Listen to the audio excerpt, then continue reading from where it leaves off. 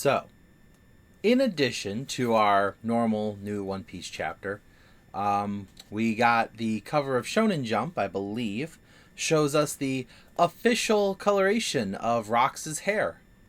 So for those of you out there who are wondering, is Rox's hair black and white? Because obviously we're in a manga and it's kind of hard to tell color at that point. I know a lot of people were shocked, myself included, that Garling's hair was blonde, but now it makes a lot more sense that we know that Shanks' mother had red hair, so that's where he got it from, and that's why he calls himself Red-Haired Shanks, probably, is to honor the mother that gave her life so that he wouldn't turn into a monster.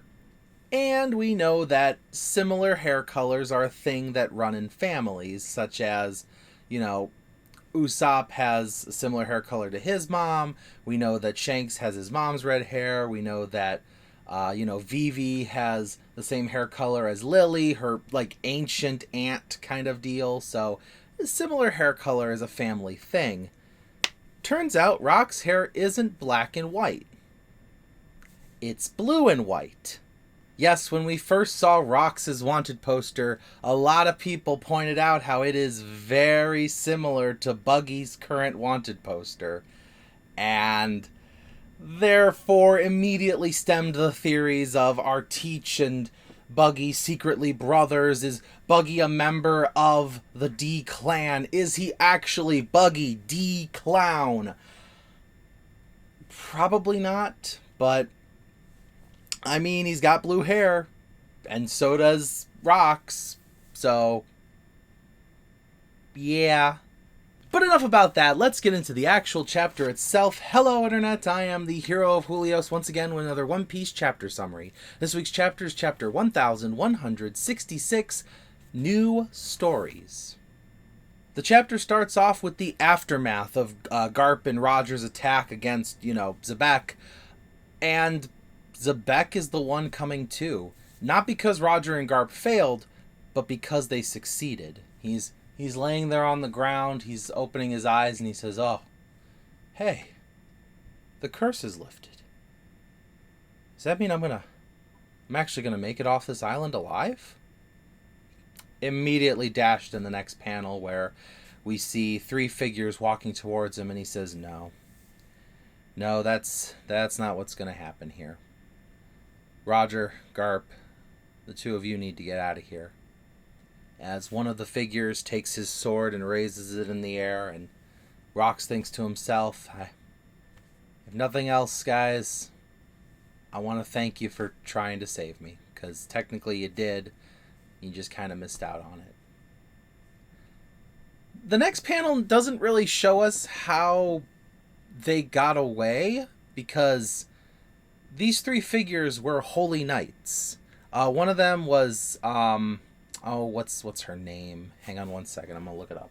So the three figures are Satchels, Sommers, and Garling. As the three of them go up to finish off the job, my guess is because in the next panel we see Gabon and Rayleigh carrying Garp and Roger to safety. I'm gonna guess after Garling finished off Xebec, that's when the two of them showed up and easily overpowered the Holy Knights, and then they grabbed their captain and the vice admiral and they ran. Rayleigh actually tells Roger, because him and Garp are kind of lucid right now, they tell him that they killed him. They got rid of him. It's really sad. It's kind of an ill-fitting end for such a powerful pirate. But I got to admit, one thing I really want us to all focus on is Garling was so afraid of Xebec that even though Xebec was at 1 HP with 2 failed death saves on the ground, we're talking impossible to miss his next attack, he was still like, guys, can you come with me just in case he gets up? And they scurried over together to finish him off because I'm sorry. Anyone who is familiar with this fan-made website called the One Piece Stock Market, I think it's called stockpiece.com. You can buy and sell with Barry's, fake stock on characters.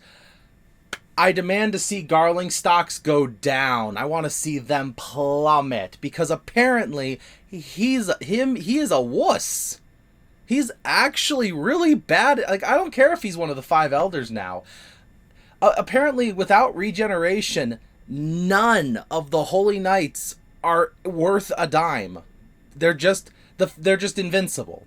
It's like, what is it? It's like I can't even think of a fighting game for an analogy.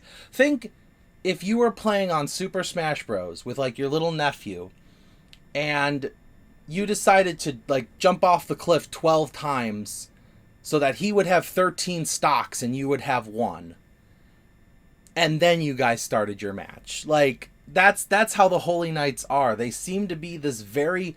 I'm not going to say they aren't strong in the sense of, like, they could probably take on good pirates, powerful pirates. Like, I could see Sommers in a one-on-one fight with Robin or Frankie or Usopp. But the more I see things, the more I can't see the Holy Knights taking on Gear 5 Luffy. I can't see them taking on Garp. I can't see them fighting Blackbeard. I know I'm spending a lot of time ragging on them right now, but this scene really cemented the fact to me that the Holy Knights aren't that scary. They're a powerful group because they're invincible. But as soon as we learn how to remove that, because we will learn how to remove that, that's part of the game, they're going to be nothing.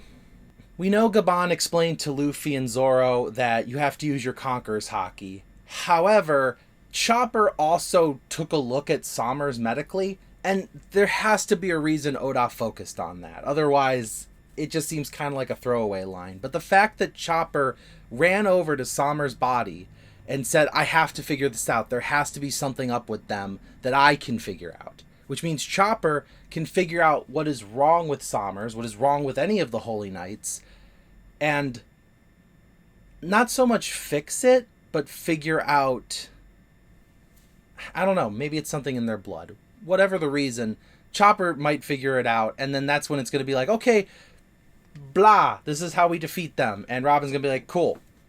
And then that's the end of Sommers. Or Frankie's going to be like, cool.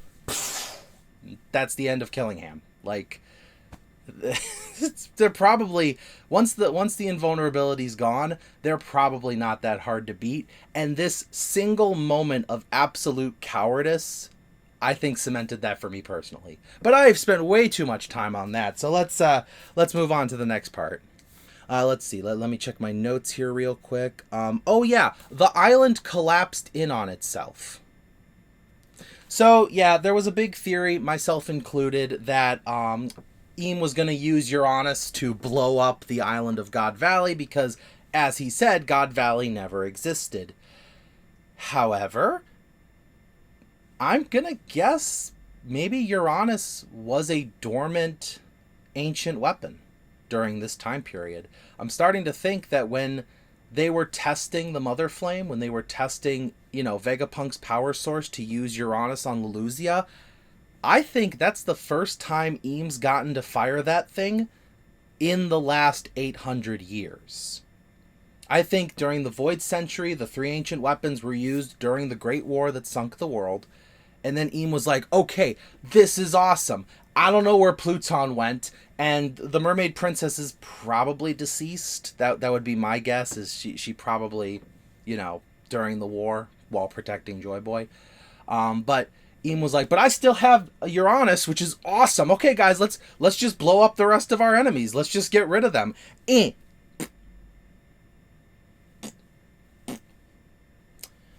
Oh. Well, that's okay. That ancient kingdom had, like, a power source for this thing, so somebody go get that. Oh, it's gone. Oh. Okay. And thus the Buster Call was invented in order to blow up islands the old-fashioned way, with actual bombs instead of universal satellite beam of doom. So yeah, with that, I would assume by what is probably the first Buster Call in recent history, then O'Hara happened 20 years later, But this buster call happens, the island sinks in on itself, and oh, what was my other note? Let me take a look again. Yes, a massive bolt of lightning split the sky. Oda, why are we focusing on that? Because he specifically says, the narrator, and the narrator isn't always reliable, but this is one of those times where I'm pretty sure it is. The sky split, and we saw a big bolt of lightning come out of it. Dragon doesn't have his devil fruit yet. I assume Dragon's fruit's weather-based. That's just me.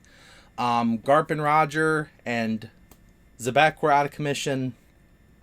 Unless, as the island was sinking, Zebek survived that coward stab. And somehow survived and managed to let out a burst of hockey just in his rage at being sneak attacked or something like that, and just split the sky. Whatever the reason, the weather was focused on, and I think that's something we should probably keep in the back of our heads. So, they gave Garp back to the Marines, and the Roger Pirates obviously sailed off, because if Garp's out of commission, the rest of the Marines aren't stopping them. So Roger and his crew, they sail off safely. Roger makes a full recovery through the efforts of his own, doctor, and Gloriosa, as we see in the background. She's wiping the sweat off her brow, so she probably didn't leave his side the entire time he was recovering. But now that Roger's awake, everyone in the crew's like, oh yeah, this is cool. Captain, come here, take a look. Shocky's fine. She's hugging Rayleigh. That really sucks for the rest of us. But we're happy for Rayleigh. We're gonna be happy for Rayleigh, guys. As they all, shed little tears together. And they just, okay, we're happy for Rayleigh. But look at all this treasure we got. And boy howdy, they did get a lot of treasure. And then one of the treasure chests start crying. Or at least making noises. And they pop it open. And there's a baby. Congratulations, it's a boy. Didn't know treasure chests gave birth, but here we are. Yes, so this is baby Shanks, which I'm going to keep saying it till Oda explains it. How did they know his name is Shanks? I openly believe that there's no way the Celestial Dragons would admit that one of their babies got lost during the God Valley incident, especially since the God Valley incident was erased from history. We know that Shamrock was rightfully returned to the Celestial Dragons. But was there an APB? Was there some marine hunt? Was there... Find the baby named Shanks. How would they even know the baby's name is Shanks? I don't know. This one doesn't line up. If Shanks had a completely different name, if his mom was okay, their names are Shamrock and Abendigo, and then Roger was like, oh man, this kid, he's like a little baby. Look at this little baby. Oh, he's like a little baby sword. What's a baby sword called? A shank? Yeah, Shanks. We'll call him Shanks.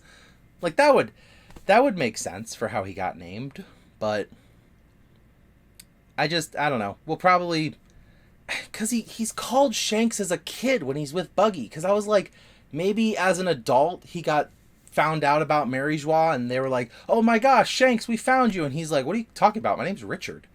And there has to be some moment where the God's Knights show up and they look at Roger and they're like, give us back Shanks. And Roger's like, oh, that's what this baby's called.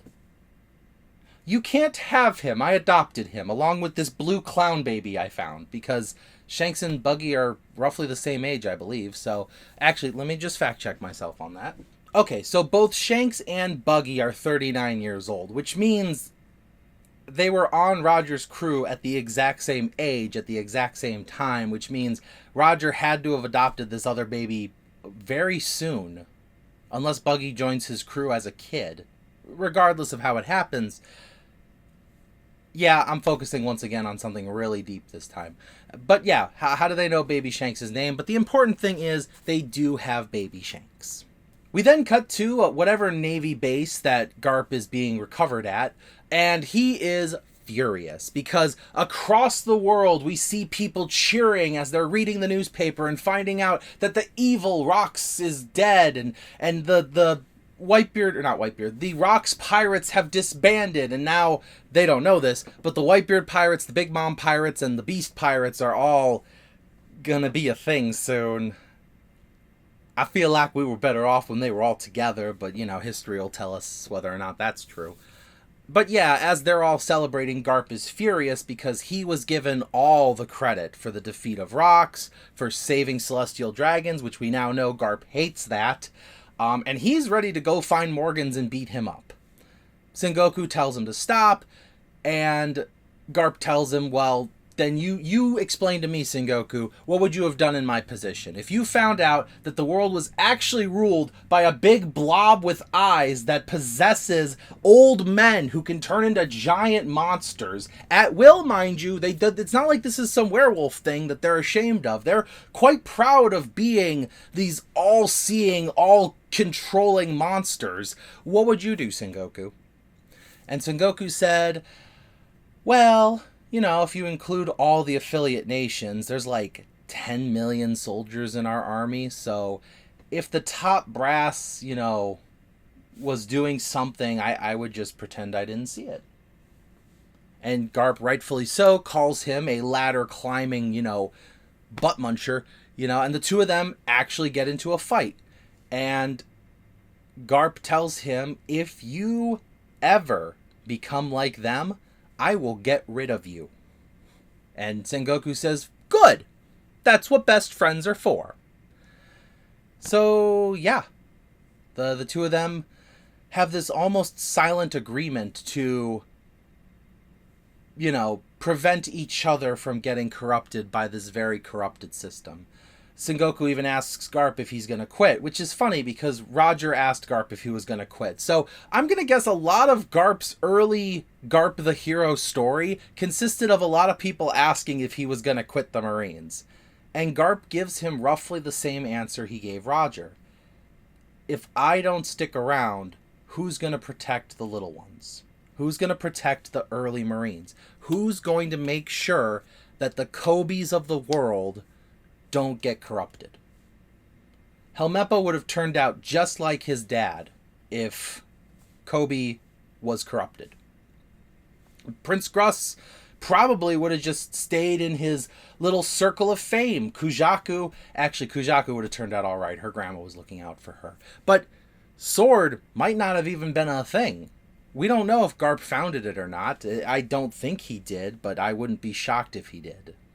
Regardless, Garp stays because that allows him to keep an eye on the seedlings, because he's too old to be that tree. He is planting the seeds for trees he will never bask in the shade of. That's really nice. That's what you're supposed to do. You're supposed to make sure that the next generation is better than you. Not just physically, not just mentally, but morally. And I think a lot of people miss that about Garp because, oh, well, he let Ace go, he let Ace get captured. No, he let his criminal grandson be punished for criminal crimes. I'm sorry, Ace chose to be a pirate. That's his choice. He accepted the consequences. He even said, whatever happens, happens. I accept the results. Ace understood by the end of his career. But Garp's not the only one reading the newspaper. No.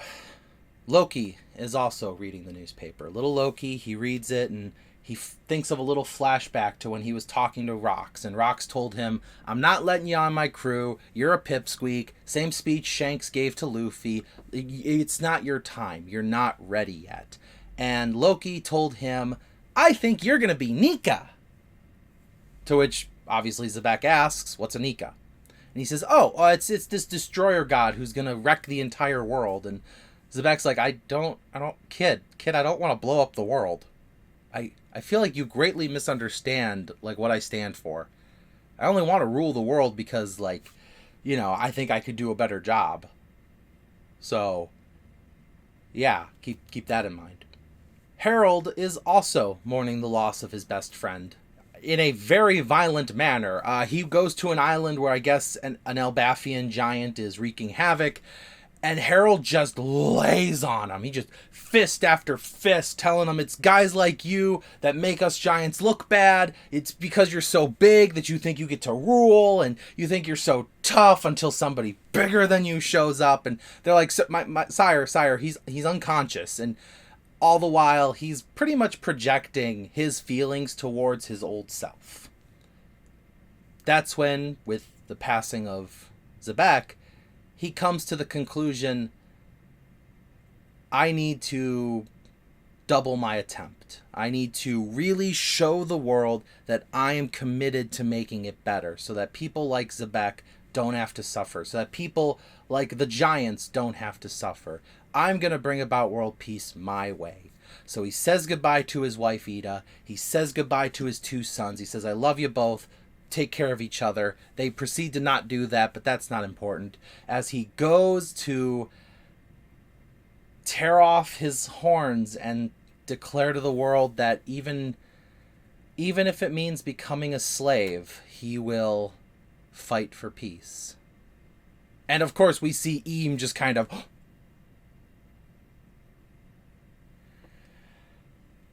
I don't think that's a great idea, Harold.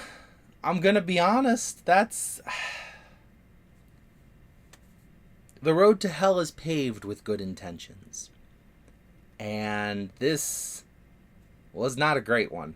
I'm sorry. I don't like where this is going, but I don't really have a choice. We're just kind of watching the chapters ourselves together, aren't we? But there is one more thing I wanted to focus on. For those of you who are still in the We Hate Garp department, Garp has a conversation with Dragon. Because, obviously, after Dragon took this marine ship, sailed to a spot and dropped off all the would-be slaves, Dragon had to go somewhere else. What was he going to do? Hold all these other marines hostage for a month? So he got court-martialed, or he got whatever the marine equivalent is. He got thrown in jail. And his dad went to visit him. And Garp tells him, so, you know what you did was wrong, right? And Dragon goes, well, what you did was wrong, actually. And he goes, I see. So what are you going to do? And Dragon tells him, I'm going to quit the Marines. And Dad? Yeah? You disgust me for sticking around in the Marines. And Garp says, yeah, I do. And as Garp leaves, a single key hits the ground. So my guess is Garp freed Dragon, which then Dragon went on to start the Revolutionary Army. Well, Freedom Fighters, then Revolutionary Army. So, yes, I know, a lot of people are going to say, well, if he was willing to free Dragon, why wasn't he willing to free Ace? Again, Dragon had no intention of becoming a pirate. Dragon had no intention of becoming a criminal. Dragon became a freedom fighter, which, yes, I know is also a criminal in the eyes of the world government. However, Dragon also goes to places that the world government doesn't cover. And look, clearly Garp is in the right. Garp is doing the right thing. But I can still see where a lot of people are still hurt about Ace. I'm just telling you how I feel. With that, though, we come to a close in the chapter. We see Harold willing to become a slave, and only time's going to tell where that goes. So, honestly, I usually have like a question at the end of a chapter like this, but not really anything to dwell upon here. I pretty much, with the guy... You know what? Tell me who your favorite Holy Knight is. That's what I would like to know. That'll be my question for today. Because as much as I hate Sommers, I really like the concept of his villainy. I think he is a great villain to hate. My favorite Holy Knight is still Killingham, though. I just really like his Devil Fruit. I guess I would count Gunko as a Holy Knight. She's more of a puppet for Eam specifically, but I'll say Killingham's my favorite, unless you count Gunko, because I like Gunko, and I'm hoping we get to see more about her. But we're still in flashback land. We're going to see how this all affects Harold and how it all comes crashing down. I'd say we're probably in flashback land till the end of January. That's going to be my guess. But again, let me know in the comments below your favorite Holy Knight. Aside from that, thank you for watching as always, and I will see you in the next video. This is the Hero of Julios, Xing out.